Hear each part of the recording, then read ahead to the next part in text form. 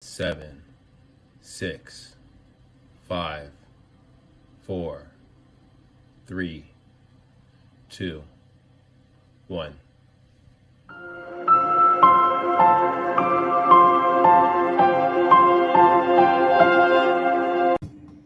All right, we are live. There we are. My name is Vinnie. We got David over here. I'm helping out with any kind of residential real estate in San Diego County. David, you don't only work in California, you work in other areas too, right? I do work in other states, but I primarily focus on California because this is an area that I consider extremely stable, and I know the market, and I think it's important to know your local market. I totally agree. I mean, I really try to stay away from Riverside. I do have a team member that works more in the Riverside area. But let's just dive into it. You guys come here for our market update. Let's kind of just jump into the market update. How are rates looking right now? Well, I don't know if you noticed, but the jobs report came out today. The jobs report came in better than anticipated. 2 million jobs were created, which I don't know if I would really consider it created. I would consider that those are 2 million people going back to work, which is a little bit different. But also, it's like when you look at what's considered the real rate of unemployment right now, it's at 30%. I mean, I can't even tell you how literally devastating that is. That is a lot. 30% is gigantic. So with the jobs being created today, unfortunately, rates went up, and they went up by 0.25%, which most of you don't think is big, but when everyone's talking about 3%, 2.75, and all of a sudden you jump to 3.25, everyone has a heart attack. So kind of shocking news today. Everyone out there who was saying, oh, rates are going to go to 2.5, 30-year fixed. Unfortunately, that's not happening. Well, so let's jump into the fun stuff. The fun stuff, real estate. So right now, as a whole, single family, condos, townhomes, row homes, we're at 4,500, 4,600, a little bit of under 4,600. If you've been watching us, we were at the early stages of about 48. We were slowly getting the traffic back up to that 6,800 that was last June. But we're at that 4,500. Again, the fun part, if you watched us on Monday, you heard that we had more pending properties than active properties under the 700,000 mark. That's still the case. I just looked at the numbers. We have 2,699 properties that are pending, right? So in escrow, they could fall out, but in pending, right? With 1,957 properties that are active under 700,000. All right. So properties are still selling. You know, I've had a couple of phone calls, people saying I'm ready for the market to drop. I mean, we're going to need a big influx of properties to hit. Not saying I don't think the market is going to drop. I think all indicators are showing that we've been where we've been for the longest time. So the market's going to go down. It's just a matter of when that's going to be. And right now, with our shortage of inventory, it's very difficult to foresee that happening tomorrow. You know what we have seen lately happening, Vinny, is you're seeing appraisals come in at lower amounts than anticipated, which is interesting because with the pent-up demand and not enough supply, you would think that appraisals would come in way over value. And yet we're seeing some appraisals come in on different deals because, yes, people still are buying. We're still doing appraisals. Even though some loans don't require them, we are getting appraisals coming in that are 10, 15, 20 grand short on appraisals. I mean, it's such a varying market right now because everything you hear out there, the sky's falling. You know, you have protesting, you have a lot of these like negative ideas of the COVID, everything kind of happening.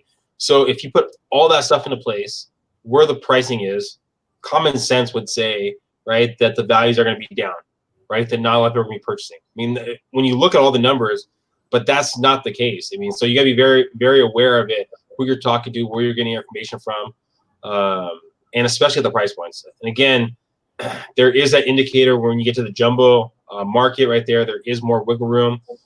Also, too, in the downtown condo market, I mean, we've seen properties there sit a little bit longer. I mean, I know for one of my clients, we were able to get a property into contract that was, a little bit devalued based off of what's kind of going on. So being aware of the markets that you're in, where you're looking to purchase, there's some quote unquote deals to be had based off what you're looking for. Just be aware of what you're looking for. Some of it's going to be, a lot of offers. So I mean, it's right now with the current situation of the whole rioting things going on, it makes you wonder: is there going to be more of an exodus combining with the riots and the COVID thing, going into areas of more condensed population, and people going, you know what, I now want to have more space. So it's interesting to think, what about condensed areas like downtown, areas where you all have condensed populations?